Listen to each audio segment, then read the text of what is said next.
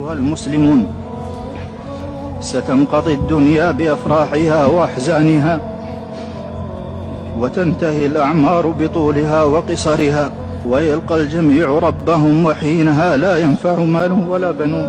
തന്റെ തൊഴിലാളിയോട് ഏറ്റവും ഇഷ്ടത്തോടെ പെരുമാറുന്ന സ്പോൺസർമാരുടെ കഥകൾ സൗദിയിൽ നിന്ന് പലപ്പോഴായി നമ്മൾ കേട്ടിട്ടുണ്ട്. അത്തരത്തിലൊരു സംഭവമാണ് കഴിഞ്ഞ ദിവസം ഉണ്ടായത്. റിയാദിൽ എറണാകുളം സ്വദേശിയായ പറവൂരിലെ സിയാദ് മരണപ്പെടുന്നു.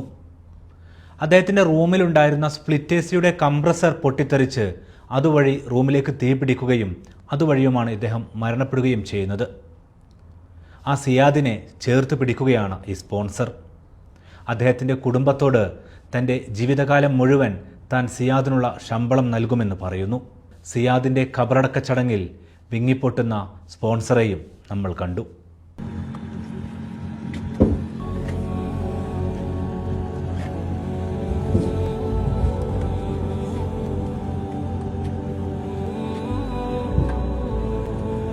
ഇതൊരു വല്ലാത്ത കാഴ്ചയായിരുന്നു. സൗദിയിലെ റിയാദിൽ ജോലിക്കാരനായ മലയാളിയുടെ ഖബറടക്ക ചടങ്ങിൽ പൊട്ടിക്കരയുന്ന സ്പോൺസർ. കഴിഞ്ഞ വെള്ളിയാഴ്ചയാണ് തൊടുപുഴ രണ്ടുപാലം സ്വദേശിയും എറണാകുളം പറവൂർ മാഞ്ഞാലിയിൽ താമസക്കാരനുമായ സിയാദ് മരണപ്പെടുന്നത്. 36 വയസ്സായിരുന്നു സിയാദിന്. റിയാദ് എക്സിറ്റ് 8 ഹൗസ് ഡ്രൈവറായി ജോലി ചെയ്യുകയായിരുന്നു ഇദ്ദേഹം.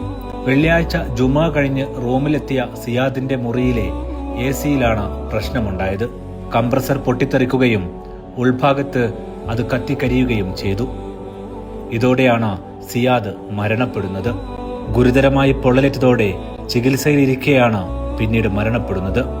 7 വർഷമായി ഇദ്ദേഹത്തിന്റെ കൂടെയുണ്ടായിരുന്ന സ്പോൺസറാണ് ഖബറടക്ക ചടങ്ങിൽ വിങ്ങിപ്പൊട്ടിയത്.